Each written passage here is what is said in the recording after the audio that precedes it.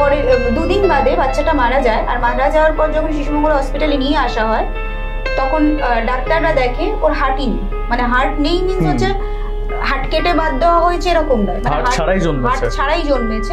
2009 সালের ঘটনা। শিশুমঙ্গল হাসপাতালে জন্ম নেয় একটা সদ্যজাত বাচ্চা এবং ঠিক 2 দিন পর মানে যখন তিনি বাড়ি পৌঁছন সেই বাচ্চাকে নিয়ে, সেই বাচ্চাটা মারা যায়। পরে জানা যায় সেই বাচ্চাটা যখন জন্মেছিল এবং তারপর থেকেই তার হৃৎপিণ্ড ছিল না, হার্ট ছাড়া একটা বাচ্চা জন্ম নেয়। সেই বাচ্চার মায়ের অভিযোগ তার শাশুড়ি সেই বাচ্চাটার হৃৎপিণ্ড খেয়ে নিয়েছে বা তার হার্ট সে কাউকে দান করেছে বা সেই বাচ্চাটা যেন মারা যায় সে চেয়েছে। এবং বিভিন্ন ঘটনা তার মুখ থেকে শোনা যায়, তার পাড়া প্রতিবেশীদের বক্তব্য। সেই বাড়িতে ঘটে যাওয়া বিভিন্ন রকম ঘটনা এবং সেই বাচ্চাটির মা বারণ করেছিল সেই বাড়িতে যারা ভাড়া থাকতো তাদেরকে যে তার শাশুড়ির সাথে যেন কথা না বলে, দূরত্ব বজায় রাখে। ঠিক কী ঘটেছিল একটা অন্যরকম ঘটনার সাক্ষী হতে চোখ রাখুন TV19 বাংলা প্রেজেন্স যুক্তির ওপারে।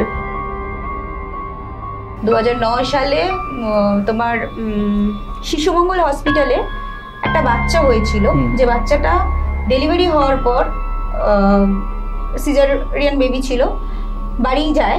বাড়ি যাওয়ার পর পরে 2 দিন বাদে বাচ্চাটা মারা যায়। আর মারা যাওয়ার পর যখন শিশুমঙ্গল হসপিটালে নিয়ে আসা হয় তখন ডাক্তাররা দেখে ওর হার্টই নেই, মানে হার্ট নেই মিন্স হচ্ছে হার্ট কেটে বাদ দেওয়া হয়েছে এরকম নয়, মানে হার্ট ছাড়াই জন্মেছে।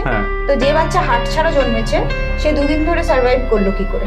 তো এটা একটা ঘটনা ঘটেছিল। আর এই যে ঘটনাটা ঘটেছিল 15 দিন বাদে আমরা জানতে পারি এই ঘটনাটা অ্যাকচুয়ালি ওনার মানে যেই আন্টির কথা তখন বলছিলাম ওনার বৌমার সাথেই হয়েছিল, যে বৌমা এসে বলেছিল মেরি সাস ডায়নে উনসে দূর রহো, ওই বৌমারই যখন বাচ্চা হয়। তো ইভেন ওর বৌমার যখন এরকম হয় তখন নাকি উনি কান্নাকাটি করে ওই ফ্ল্যাটে লোকজন শান্ত একটা বাচ্চা এরকম হয়েছিল। তো ছোট আন্টি ওখানেই ছিল। ছোট আন্টি বলছে যে জানিস ওই ওনার বৌমা সবার সামনে এটাই বলে যে আমার শাশুড়ি আমার বাচ্চাটাকে খেয়ে নিল, ইভেন বলি দিয়ে দিল আমার বাচ্চাকে বাঁচতে দিল না।